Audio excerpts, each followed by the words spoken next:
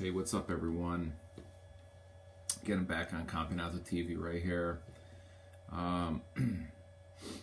Hope everything's going good. I was gonna give you guys, an update on the, Italian national team break in November here, where they played Belgium and France. Don't forget to subscribe to my channel on YouTube. Like this video, and also share this page. Go follow us on Instagram, follow us on Twitter. It really helps out. As I've told you guys many times, I'm not doing this for anything but passion and to inform people of my thoughts and to promote Italian football. So without further ado, maybe maybe you don't, but Italy, they concluded the November camp there with the 3-1 loss to France. I'll start with that game. Honestly, I don't think it was all, I see some people, they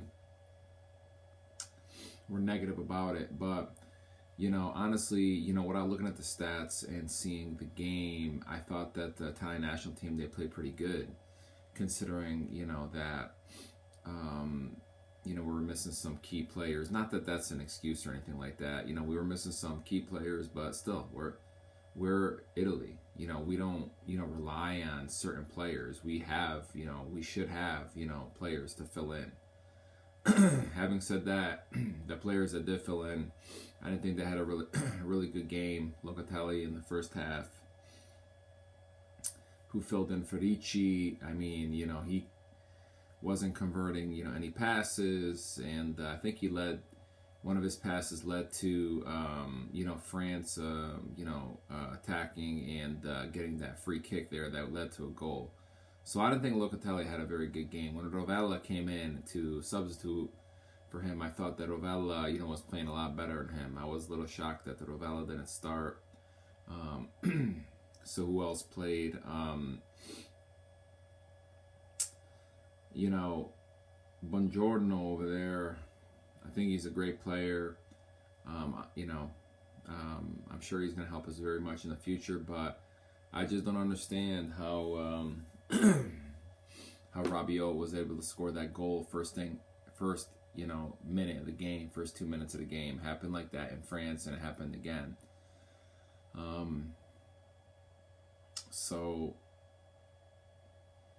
that was Buongiorno. He hasn't been a regular when Calafiori has been available. So these guys that are not favored over another player when they're fit. Like, for example, Buongiorno, Calafiori was injured, so Buongiorno stepped in.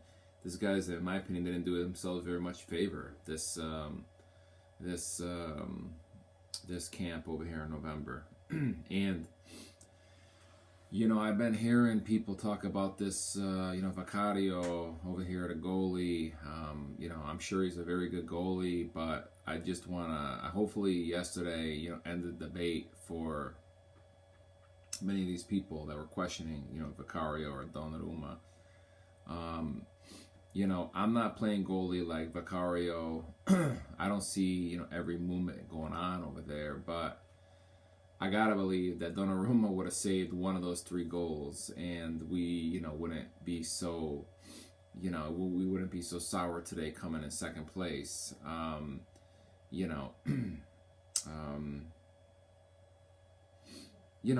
Just in my opinion, this, I never, I've been following this team, for 34 years now, and I've never ever seen Italy concede a set piece. Never. Never. I never seen Italy concede a corner kick goal, or I can't remember. Maybe I did, but I cannot remember them ever conceding a corner kick goal. And never mind a free kick. I thought the free kick was stupid, honestly, to tell you the truth. I don't know why Fratesi, he he knocked that player down. I mean, there was a couple players, in front of the guy, a couple Italian players that, could have stopped him. He didn't have free reign to the goal. I mean, that's the way I saw it. Maybe I missed something. I need to see the replay, but I thought that was a stupid free kick to give right in front of the goal like that. And the guy, he made it. I thought if Donnarumma was in there, he would have blocked it. But, having said that, I don't think Vicario had a good game. He didn't do himself any favors. And so, yeah, those three guys that, I could be wrong, but I just found it odd that Donnarumma didn't play yesterday. I guess he had some kind of sickness. I think that they were using that as an excuse, not so that he didn't have to play. And they didn't want to create a big issue with the fans and Donnarumma and causing distraction for him, or putting his his life in harm's way. You know what? It's these little details like this that freaking screwed us over on this game. I don't understand why we need to play at the San Siro. Why? Donnarumma is our number one goalie. Why are we playing at the San Siro? Go play somewhere else. I don't even care if you got to play in Venezia.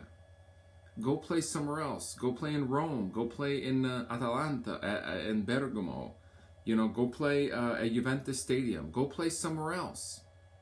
I would have rather they played the game away than did that bullshit yesterday. Why are we playing at the San Siro when the fans, they treat Donnarumma like shit over there because he used to be a Milan player, and the fans, they can't forgive him for leaving. I mean, we shot ourselves in the foot with this game over here. When you're playing the best teams in the world, there's no room for this kind of stuff. We should not have been playing in Milan to begin with. Maybe if it was a weaker team, whatever, you put Vicario in there. I mean, the way Vicario played, I would not even play him, over Meret. I would not. I think Meret has more experience. Meret, he's played in the Napoli. He's been a Serie A champion. He's played in the Champions League. I mean, I would have put Meret over Vicario, but Spalletti's like, oh, we got to put, Vicario, maybe he feels like he's got to give the guy a chance, and so, but anyways, they're just mistake after mistake after mistake, 3 set pieces we gave up. These 3 players that we had playing yesterday that are not normally starters, they all made mistakes. Those were the 3 main guys that made mistakes. Why are we playing in Milan against the second-ranked team in the world? Go play in Rome. Go play somewhere else. When we're playing the second-best team in the world, and we really need to get get a result, or at a worst case, a narrow loss. We need to have all, our best team out there. And I think Donnarumma would have made the difference. I know Ricci and Calafiori were injured, but Donnarumma, I feel he would have made a difference. And, I think he's taller than Vicario. He could have read the crosses and punched some things out, but I don't know. That's the difference, man. I mean, we went to the quarterfinals. We're going to the quarterfinals. We're going to have to play either Germany, Spain, or Portugal. I'm really not concerned with those teams. I'd rather play Portugal or Germany, obviously. But I don't know. I feel like it was a squandered chance. We had such good momentum going. We did so good in the Nations League with such a tough group, and then we these numerous mistakes over here, that I've been talking about, happen. So it just sucks, We're not out of it, but it's gonna be tougher now. I wanted to get a result, at least a draw against France to keep the momentum going.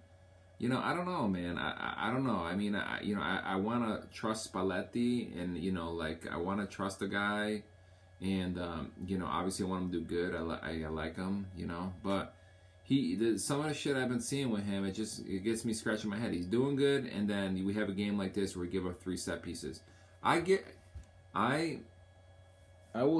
guys tell me When the last time you seen the Italian national team give up a freaking direct kick and they scored a goal, or a set piece, a corner kick, or an indirect kick for a header against Rabiot of everybody? I don't know. Never seen it. I hear from my father. Oh yeah, they're not tall enough to watch the French. Why are they not tall enough? I mean, Bastoni, he's 6'3". Buongiorno 6'3". I mean, yeah, I don't know. Maybe I don't know. I mean, the first goal Buongiorno was on Rabiot. They're the same height. Rabiot never scored for Juventus. Once in a while he'll score, and then he scores 2 goals over here. Of course, the Serie A players of France, they screw us. The other guy, Bendazzi or whatever his name is for Lazio, I never see him do anything for Lazio. Over this game, the guy was all over the place. The French team, they were hungry. But if you look at the statistics, the Italian team, if you look at the statistics, the Italian team was supposed to win that game. We lost because of the stupid freaking set pieces. You look at the statistics. Italy, they had a 54% to 46% possession. They had 10 shots, same amount of corners. France had to make more saves. I don't know. So, anyways, overall, I think the team is progressing. I don't think Barella's, that kind of role over there, right behind the striker, the more like attacking midfield. I don't think he's that kind of player.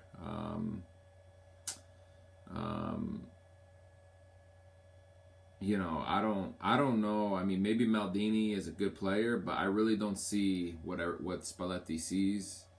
But then again, I haven't watched Maldini that much. He did not do much. You know what I mean?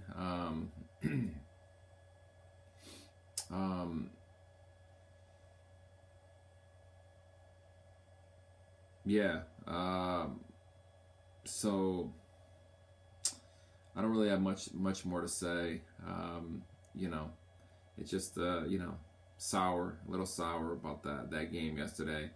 I wanted to see a better result. I thought they deserved a better result. I don't know who's going to be this player right behind the striker. Retegui didn't do anything. Yeah. Something I saw in the game, the Italian defense, they weren't playing a high line because I think they were concerned. I think what France was trying to do to score against us is every time their goalie got the ball, they were trying to go long because, they felt those guys like Thuram, they're faster than the Italian defense, and it didn't work. But on the contrary, the French defense over there with that guy from Liverpool, they were tough to break down. Well, we did break them down. They didn't break us down. They got the 3 goals on set piece. But my father and myself, we felt that DeMarco wasn't getting enough service through the wings. Cambiaso in the second half was getting more. Yeah, so, I mean, other than that, listen, it's not the end of the world. We still have a very strong team. We're definitely top 5, top 6 in the world. I'm just a little concerned that Spalletti, he has these brain farts, with the set pieces, or he's missed something, or... he goes crazy, changed the whole lineup like he did in the Euros. He keeps having these brain farts. Like he wrote in a quarterfinal, round 16 game. He rotated the whole squad for a Switzerland game. Now this game over here, they don't know how to defend set pieces. I mean, there's details. The details you cannot leave unturned. So, anyways, I just wanted to come on and talk about the international break. All is not lost. France were France, the number 2 team in the world, they were so happy they won. I mean, if they were, if they're playing a team, they're happy because the they know the Italian team is strong, and but anyways, we'll continue on. We'll see who we're gonna play in the World Cup qualifiers. We're in pot one, which is good, with the strongest teams. We will get three other opponents to face from weaker pots.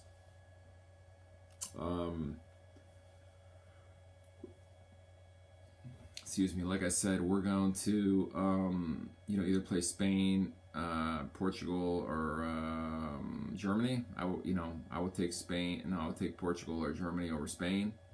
Hopefully, we could get past those guys, and that's it. We return to Serie A action and Champions League and Europa League and Conference League, and that's all I got. I just Italy. They also played Belgium. If you don't know, in this camp, and they won 1-0, yeah. Excuse me. So that's all I got. Let me know what you guys think. If you guys agree with me, you have any other comments to make. Like I said, make sure you guys subscribe, you like, share my video. Follow us on Instagram, follow us on Twitter. We're growing. We're over 3,000 followers now on Instagram, and we want to grow, and we need your guys' help. And I like to believe that this is one of the best and most intellectually satisfying Italian football podcast out there. And if I challenge anybody that wants to to come on my podcast. Not challenge, but invite anybody who wants to come on and talk football. Italian football. You're more than welcome. All right, guys. Don't forget to subscribe. Like and follow us on YouTube and Twitter. We'll see you guys. Bye.